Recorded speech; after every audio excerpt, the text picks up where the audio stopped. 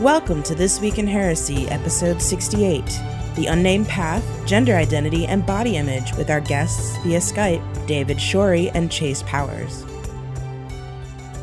Hey, David and Chase, welcome to This Week in Heresy. Thanks for having us on. You're welcome. So, for the benefit of our audiences, can you talk a little bit about who you are and what you do? Okay. My name is David Shorey. I am an initiate of the Unnamed Path. I'm also a teacher. And what do I do? I try to make the world a better place. Awesome. And Chase? So my name is Chase. I live in Houston. I'm also an initiate and teacher in the Unnamed Path. I'm also a student of Anderson Faery. And as far as what I do, besides doing all sorts of spiritual work, I also like to pick fights with people who say stupid things on the internet and get yelled at by my cat. That's about it. So could you explain, either of you, what the Unnamed Path is and talk a little bit about what led you to that tradition? The Unnamed Path is an emerging shamanic tradition for men who love men.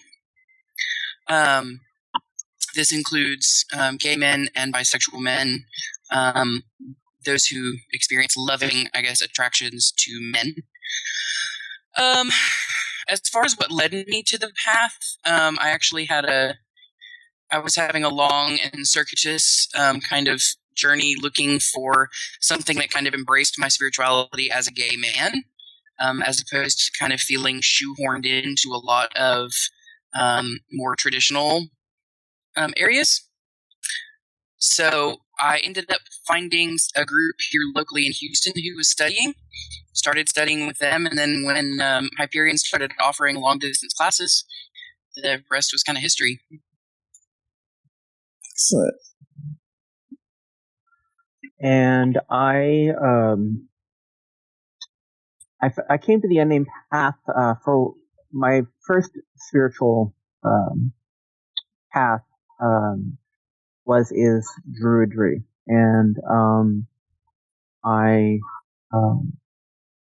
very much called to its connection with nature and all the deities and all that. But there was always something that, for me, as a gay man, there was always the emphasis on the god and the goddess, and the great rite, and all the duality, polarity aspect. And so, when one year at Pantheacon, I happened to meet Hyperion and attended a workshop and was able to learn more about the Unnamed Path, and also began listening to the podcasts, and so asked him if I could study, if I could pursue initiation, and happily he said yes, and it really, for me, filled that area where perhaps the duality aspect was not serving me, and the resonance aspect was something that was serving my spiritual need. Why do you think it's important to have a particular tradition just for gay men? Because, there's been a lot of other single gender or like self-identified gendered traditions out there, and sometimes and some of them have come under fire for particular reasons, and I think like for transgender issues and stuff. But why do you think it's important to have single gender traditions like the Unnamed Path, or single group of people kind of traditions, like particularly for gay men? So, for me, it's important for us to have a space as men who love men, which includes also like bisexual men. It's not just necessarily gay men. Mm-hmm. It's important for us to have that space because in this particular society with the nasty, lingering bits of patriarchy, it makes us unable to be in touch with ourselves, and having that space for us allows us to sort of work on our own issues without necessarily being embroiled in the rest of everyone else's also. It gives us a space to heal so that we can therefore go out and kind of reintegrate with the rest of society as healed persons and help the greater society heal also. And to add on to that, and we talked about men who love men, and so within the Unnamed Path, that is a very, it is a spectrum that is more generally broad than narrow. So, if an individual identifies as a man who loves men, then they are welcome to work with our path. The importance of it is that, as Chase had been saying earlier, that in our society, even the Unnamed Path really came to fruition during the gay marriage struggles that happened, especially here in California, but obviously across the country, which was an example of how in our society, the GLBT community as a whole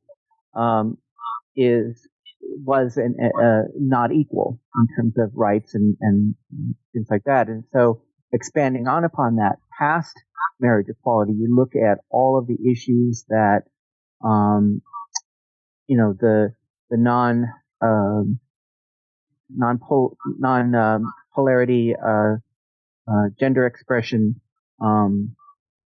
face in terms of securing rights, having access to things like medical care, all of those kinds of things are really issues that still continue to affect our communities. And so, as men who love men, we face those issues. And as the Unnamed Path is really focused on being of service to our community, being priests to our community, to work with them to provide an opportunity to come together as men who love men and to honor what that means, but also in a space of understanding, knowing that we share the common experience and the common struggle, as well as the common gift of how we love and why we love, and so providing that space is very important. So you were talking about the gender binary, and I've done a lot of work around breaking that gender binary in pagan, the general overall pagan community as well. And why do you think people tend to cling so much to this gender binary mythos? That's an interesting question. And honestly, I don't know that there's going to ever be a complete answer around that. I know in my own experience around that, I identify as being just male. Like, I don't have any kind of really middle ground, I guess, on that particular spectrum. And I think that for people who do identify as being on the ends of that spectrum, sometimes it can be kind of scary for them to see someone who doesn't, because it kind of challenges their notion of their own self-identity. I think that there's a lot of holdover from various spiritual traditions that don't really encourage people to do a lot of self-examination. They just sort of assume that this is how I am and this is sort of the default, quote unquote. So I don't ever need to look any deeper than that. And then when they encounter people who do look deeper or have looked deeper or who just didn't feel like being on one end of that spectrum was who they were, then they're confronted with this issue suddenly of, gosh, is this really who I am? Because I've never looked at it before, and that's scary. And so when people generally find things scary, they try to avoid them. Yeah, and I also, my sense is if you look at how how our society has kind of evolved, both in the Western world, that it's easier for people who are in power, quote unquote, to try to control things if they can strictly define them. So if you have, male, female, and you strictly define them as, within a spiritual construct of, male represents this, female represents that, they come together, they procreate, it is representative of the world around us, creation, et cetera, then that's something that's easily defined and easily controllable. Versus if you step back from that and you realize that the spectrum is much broader, there's less control that you can have over that. So it comes partly from feeling out of control, and also from kind of this illusion that if there's more diversity out there, then perhaps that takes something away from me, and therefore I'm going to get less, which means I'm going to suffer. And there's this whole construct in our society that we've created about having this illusion of everything being minimal, and therefore I have to have mine, and if you take some of mine or you take something of what I want, I won't have that, and therefore I'm going to suffer. Scarcity mindset. Mm-hmm. Right, exactly. And that transcends both, economics, social justice, and our own human experience. People kind of try to replay that same kind of limitation across the board. Yeah, I've seen that too, and and I see it more on the multi-faith practitioner side because I'm Wiccan and Christian, so I see a lot of people is like telling me you can't be that. That's and somehow the way it comes off is that they're I'm disturbing their faith somehow by being Wiccan and Christian, and it's just like it is the same thing. It's just like is your faith and your strength of your belief and your tradition so weak that it can't handle difference? And that's usually the question I try to ask folks. Mm-hmm. Yeah, I actually encountered a little of that earlier this week on a gay pagan group. Somebody who identifies as being Jewish and pagan was told, "Oh, you can't be Jewish and pagan at the same time. Like that's against the rules." I'm like, what rules? Who made those rules up? Like that's don't be ignorant. Please don't be ignorant. And looking at if you Jesus's word about loving your neighbor and loving God and being spiritual is exactly what we are doing. We are loving God how we see God, so to say that you have to be one or the other again goes against the very foundation of what it is that you say you stand for. Well, I also think there's that whole human thing, like I'm the authority on this and I'm the one true whatever, or if you can only be a proper witch if and oh God. Yeah. Oh God. All of them. All of the gods. Oh, all of the gods. Right. You know what I'm talking about. Oh, how I do. Around the world, there's numerous examples of what's identified as witchcraft, and that folks. It's interesting how we say it has to be one way or the other when it's clearly demonstrated around the world that it can be done in many different ways. Absolutely. All of the ways. Right. Mm-hmm. Yeah, it just boggles my mind, like, especially in the early days, at least in my tradition, because my Wiccan line is sort of Alexandrian-ish, and in the early days of Alexandrian, it was like taboo to have same-sex couples at all. It had to be boy girl, and all that. And it's since progressed. It has definitely progressed since then. Thank goodness.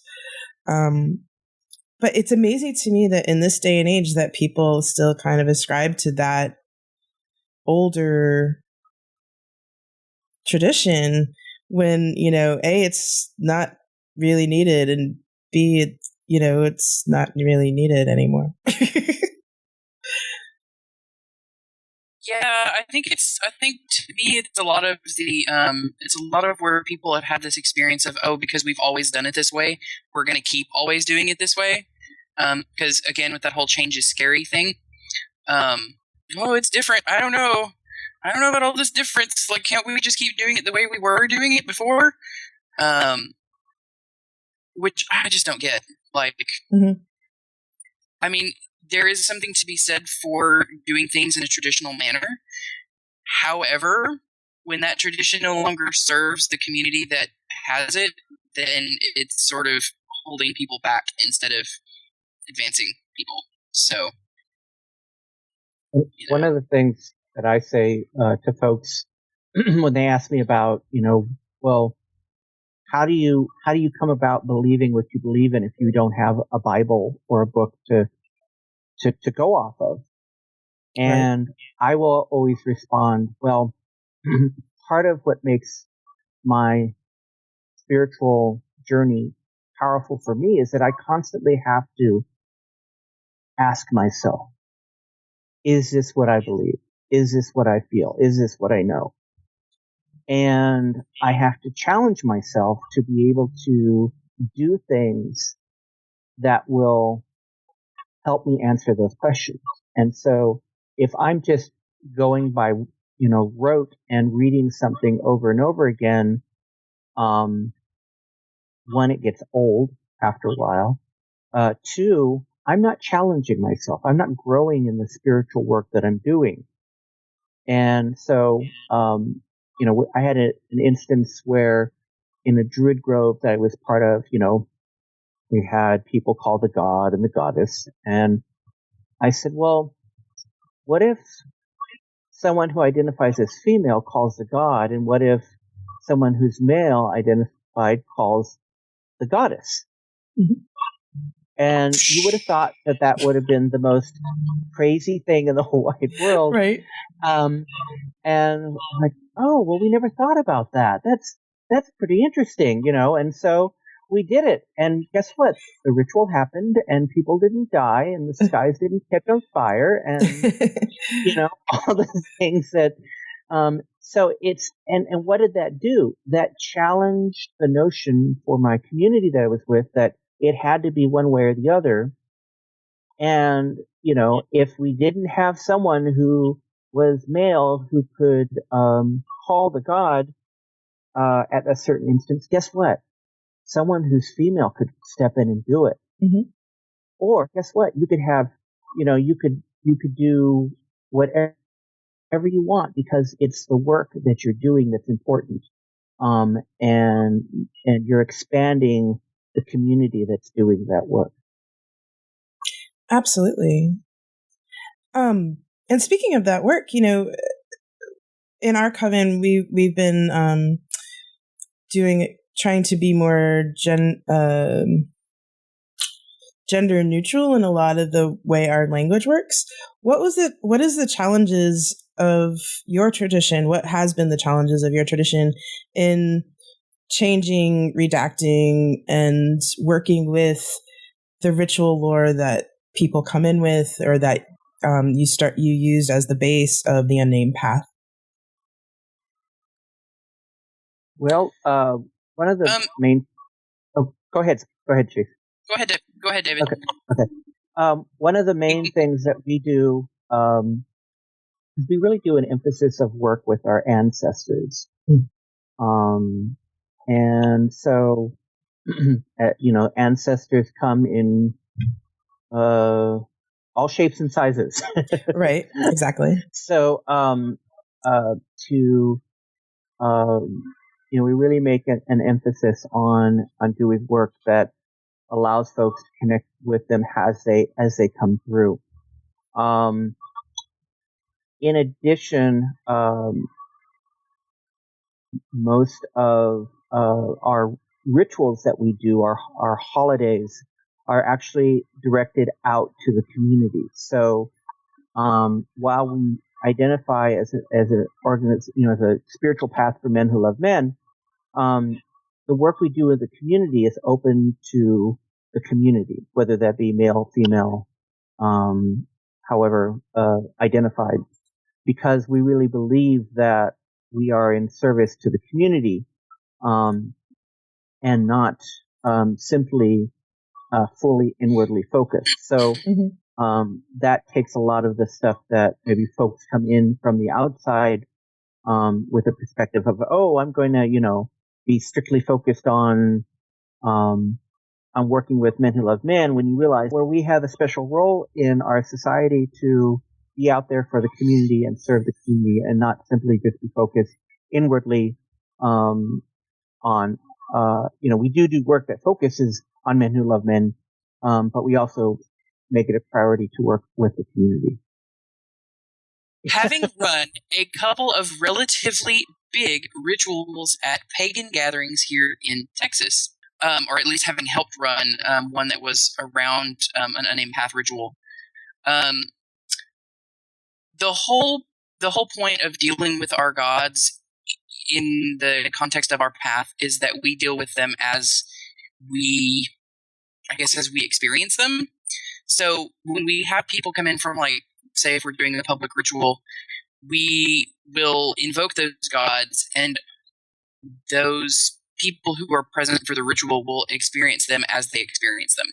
Like, we don't, here's our dark god, you'll experience him however you're going to experience him.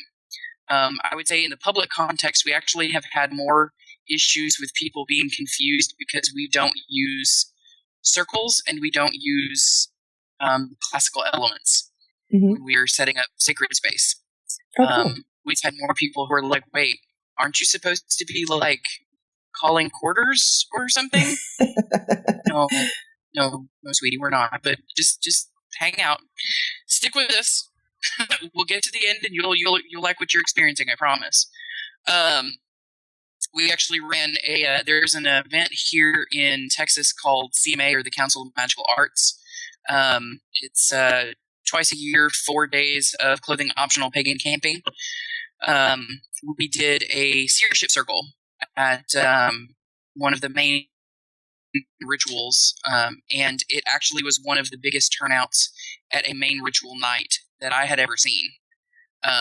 We had people show up who were like, we've been part of this organization for 20, 30 years, and we've stopped coming to main rituals because there's only so many times that you can see someone perform a watered-down version of the Great Rite before you're like, yeah, I've got some important other stuff to do back at my campsite. Right. Praise the goddess, gotta go. Who showed up to the ritual and were like, oh my god, we have never seen anything like this before. This was amazing. So as far as, like, making things gender neutral, I don't know that we've necessarily had to do much of that. Because we generally encourage, like, our students to, at least from the perspective of a teacher, when I'm teaching a class, it's usually, men who identify as men. They interface with our gods and our goddesses. How they're going to interface with them, we don't necessarily police how they interact with them. We look for specific markers in the experience to make sure they've kind of tapped into the right energy. But I guess we really haven't had to deal with making things gender neutral because we're not really a gender neutral tradition. Right. Which is probably a terrible way of explaining it, but no, and I think what I mean by more gender neutral is that a lot of our language, because we are co-ed coven, obviously, well, for lack of a better term, and we use gendered pronouns where appropriate is basically more of how it works. Yeah. So, if we can get away with not having something gendered, then we won't do it. But if, we're talking about a particular deity that is generally gendered, then we will use the appropriate pronouns for that deity. So that's pretty much what we do. And, we find that it really works in our group and it helps us be very open for other people. I think Go ahead, David. Okay. One of the other things too is that it's not so much gender neutral, but maybe gender. I guess it's gender specific. But our gods in the Unnamed Path are lovers, and the goddesses occupy more of a companion, mother, friend aspect, to kind of put it in a general sense. Interesting. So in terms of that, we are not like the where the god and the goddess are consorts to each other. Mm-hmm. I can sort of that's kind of interesting to look at because I can see in terms of like using gender neutral language where appropriate for things like not gendering the elements because they're forces, not people. And I think that reducing the assignment of gender qualities to non-gendered objects is probably more helpful because then you don't have people who are like, oh well, fire is so aggressive and angry, so it's a masculine quality. So then you can start to divorce those like negative things from each other. Yeah, I think that's, at least I know for myself and for our tradition, it really is helpful for us because it kind of breaks out of a lot of, like water is a feminine thing, that kind of mindset. Yeah. And also within the Unnamed Path, when we do what we call the raising of the Great Crossroads, the focus is really connecting with the ancestors that are of those particular areas that we're working with, the energy healing, death walking, shamanism, and magic and prophecy. And so we get away from really calling the elements, quote unquote, and focus on them as well as the conditions that we associate with them, which are hot and cold, life and death, dark and light, potential and manifestation. So those are the areas that we work with without having a kind of a gender identity to those particular areas. So it's really more the components of what they are versus the identification of what they are. That's really interesting. I also find it interesting that you call in the crossroads, and raising the Great Crossroads. Yeah, that's fascinating. I hadn't really heard about it until a few weeks ago, where I was talking with another priestess about we're doing a particular ritual together at Pecan, and she wants to call in the crossroads for that ritual, and I was just like, wow, that's really cool. So can you explain that a little bit? Because I think that's really fascinating. I think some people would really find that interesting. Sure. So again, this is going to be from an Unnamed Path context because there are other traditions that do it. I know there is a crossroads that's done in Anderson Ferry that's similar but very different also. Mm-hmm. So within the context of doing it in the Unnamed Path, when you are raising the crossroads, you're bringing to focus yourself as sort of the center, as being in the center of creation. So rather than like casting a circle and cutting external influences off around you so that you have sort of a null space in the middle that you fill with whatever, you're sort of bringing the focus of creation onto you and what you're doing. Mm-hmm. So when you're doing it, we call to our the ancestors who are magicians and prophets, and we bring that energy that they have across our bodies through our hearts to the opposite side, which are the shamans. And then we bring those two energies together in our hearts and then move them across to one another, where magic and prophecy we consider to be hot, and shamanism we consider to be cold, because of the way that it works, where one is more active and one is more passive. Mm-hmm. And then we bring those two across, like I said, and make that a complete axis. Same thing for life and death. Deathwalkers in the north and energy healers in the south. We bring those energies into ourselves, merge them, and pull them across. And then we bring that into a third dimension of up and down for light and dark, which we identify as our light god and our dark god, where they descend and ascend, meet within us, and change into the other to ascend and descend. They meet within us as lovers and then continue. And we find within ourselves our dark goddess, who is the potential of anything that ever could be, anything that never was, sort of the blueprint of everything, which then expands outward in, I guess, sort of a fourth dimension to the light goddess, which is the manifestation of everything that ever has been.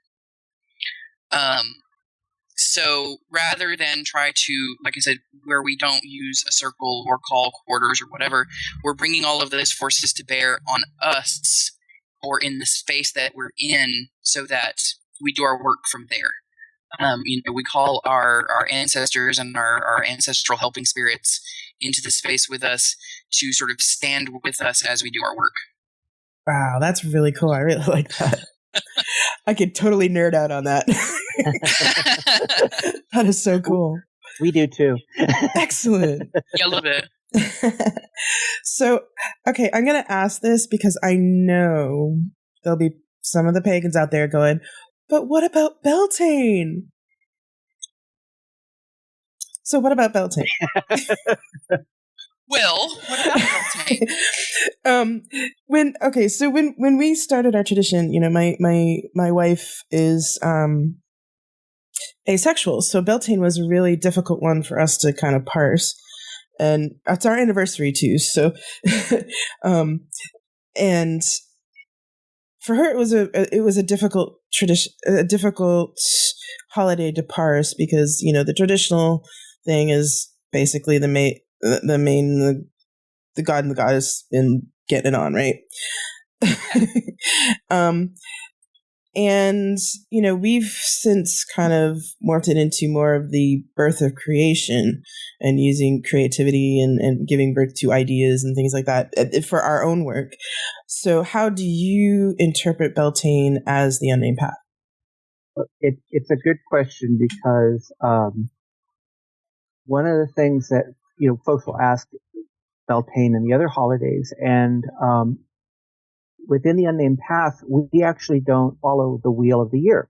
Okay. The holidays that we celebrate are actually, we have 5 holidays, 4 of which I said are public, and they're each focused on particular aspects of the area that you're living in. So, for example, there's a holiday that happens when sickness and death starts to occur in the area that you're in.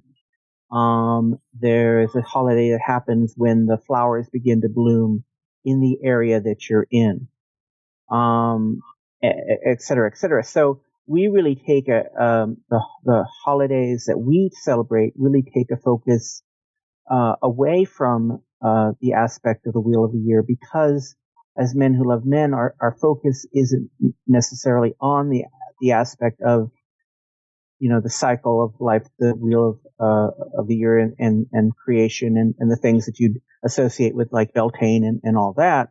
Our focus is on, really connecting with what is happening in our local community and being of service to our local community and addressing that. I mean, as men who love men, we have the ability to procreate and recreate.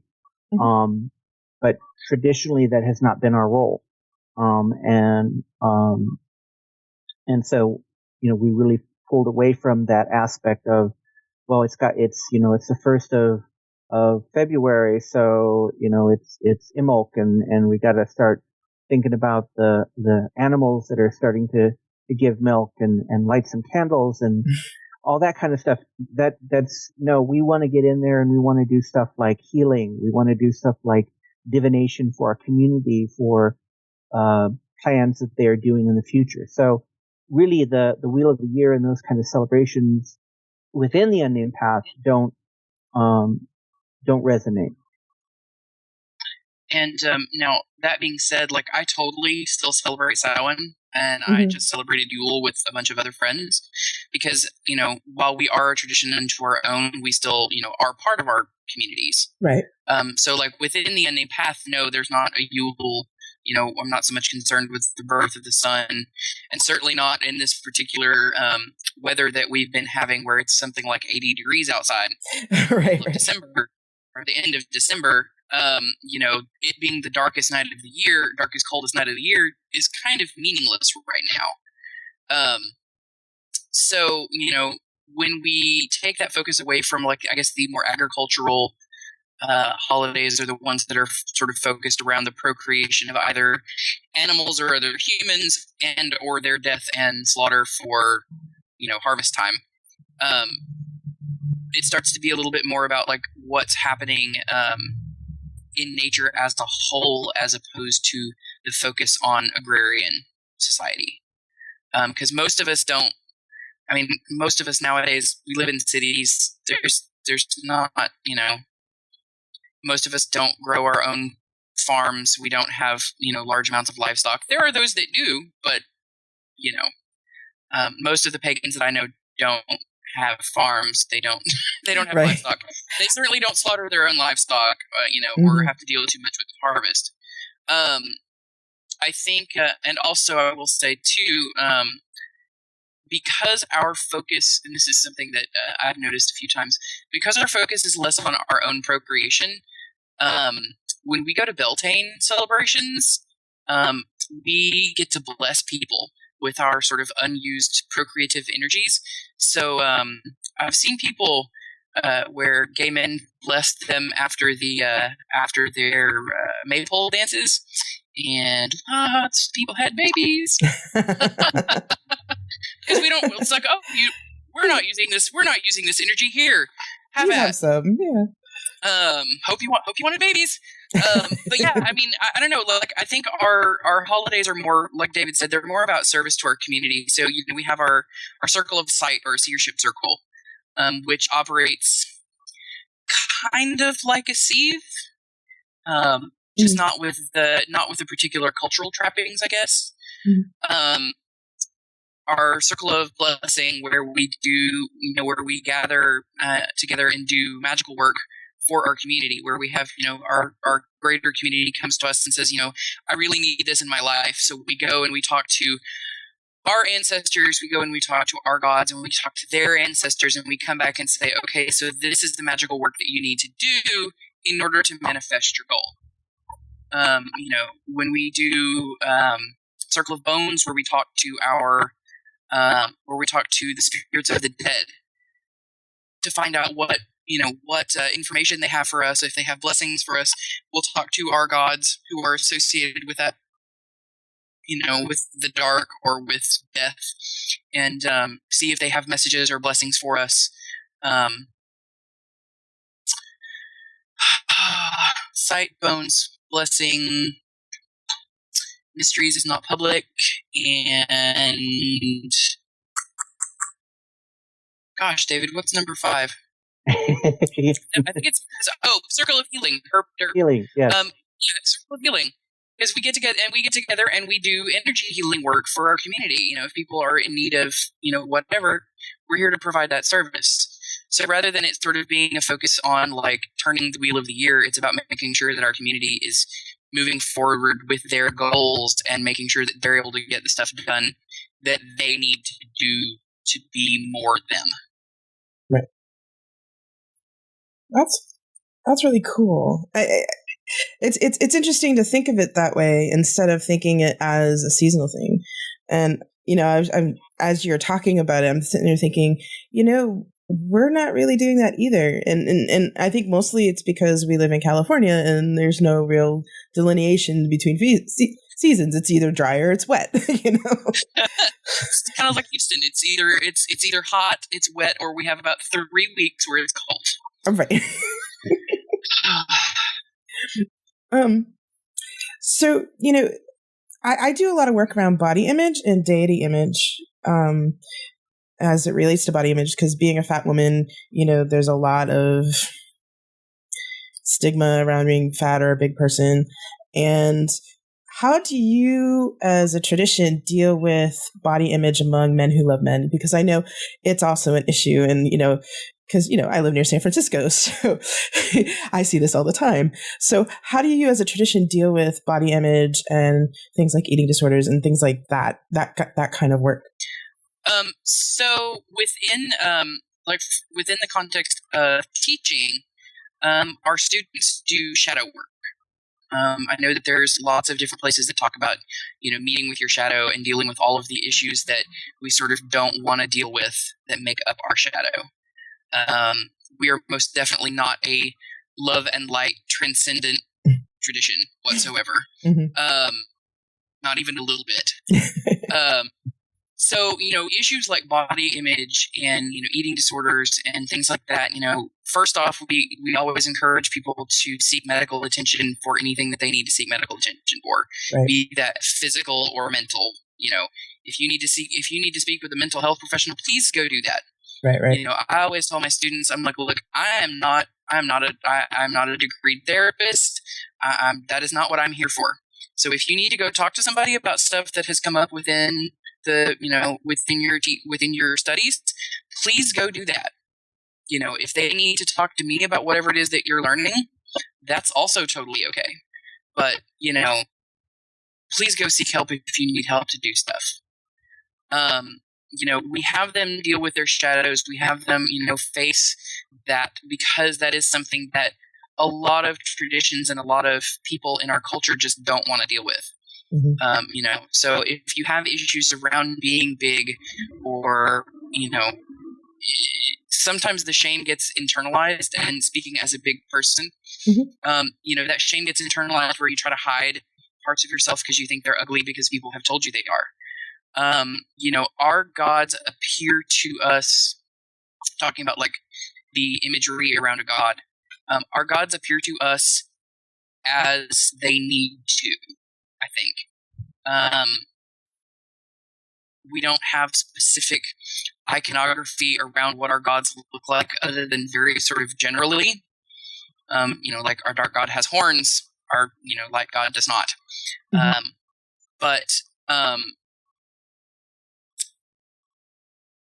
if I know that the image that has appeared to me more often with the dark god is a, you know, big burly bear guy, because that's what I like.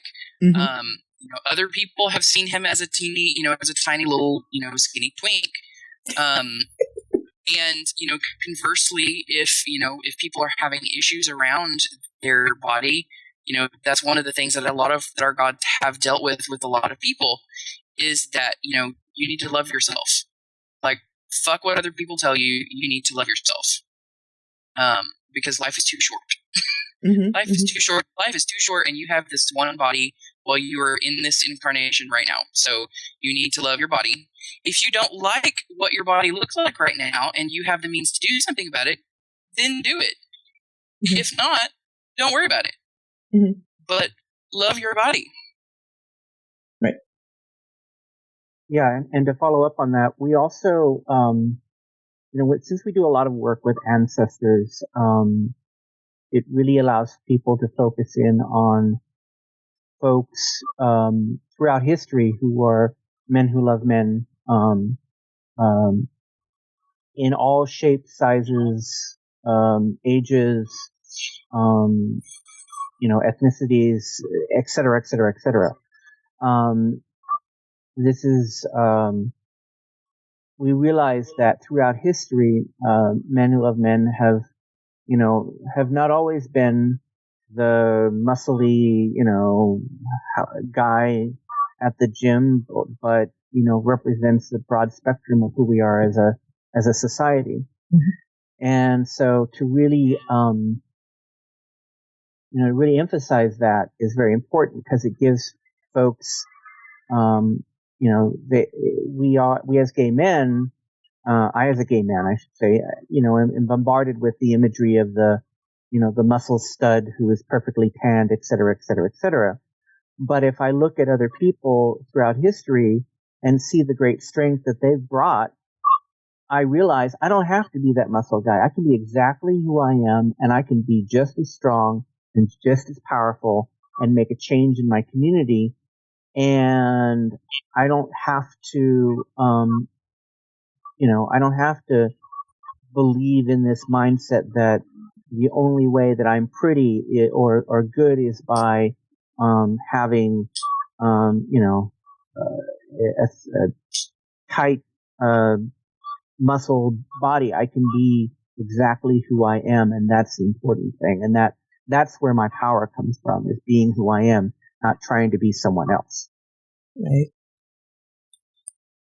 That's awesome. I mean, we try to work on that as well. And, it's a difficult thing because we're just, like you said, we're so bombarded with all those messages about, you can't be this, you can't be that, you can't be, if you don't look this way, you suck, Mm-hmm. And it's a shame to me that there's, a lot of that still, it happens in the pain community, and, a lot of, I mean, I even look at our art and stuff, the art that gets made, it's all of kind of a certain body type and a certain look. And I'm hoping that, I know one of my things, and why I bring it up myself, is that I'm hoping that eventually we'll start thinking more about changing those and actually making more imagery and more, having more discussions about the body imagery. And that's a lot of my kind of nerdy out. And I know I can nerd out about that quite a bit. To follow up on that too, is that, we in the GLBT,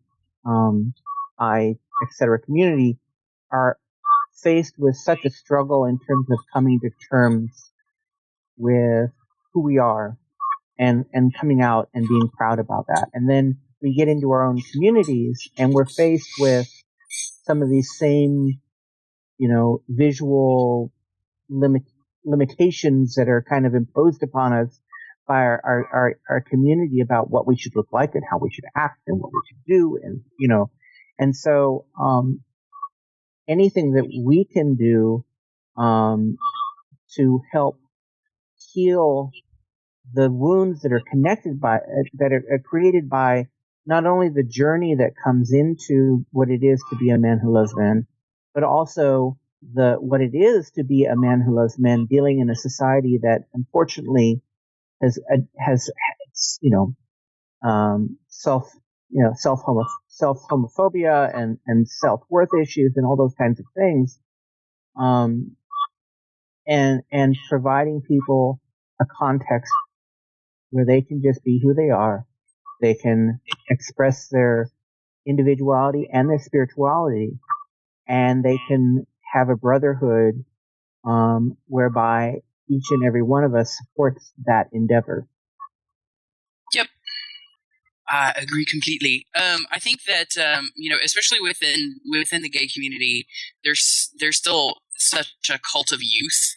I know I saw another article not too terribly long ago that was talking about even still this huge marginalization of gay men over a certain age, who've done all of this work and who do all of these things and then turn around and are treated by the younger community like pariahs. Which is really, really fucking sad because, my generation doesn't necessarily have a lot of older gay men as role models because so many of them died during the AIDS crisis. Right. So, I don't have a lot of that. And then I see, some of the now younger gays turning around and looking at people who survived or who, people from my generation or a little bit earlier who, as though, you're old or, you're fat or you have a beard and a belly or whatever.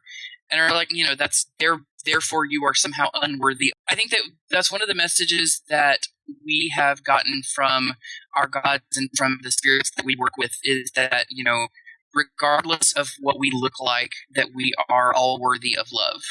And, that we should reject those messages that unless you look a certain way, drive a certain car, have a certain job, do a certain thing with your life, that, you're somehow not worthy of love. Yeah, I totally agree.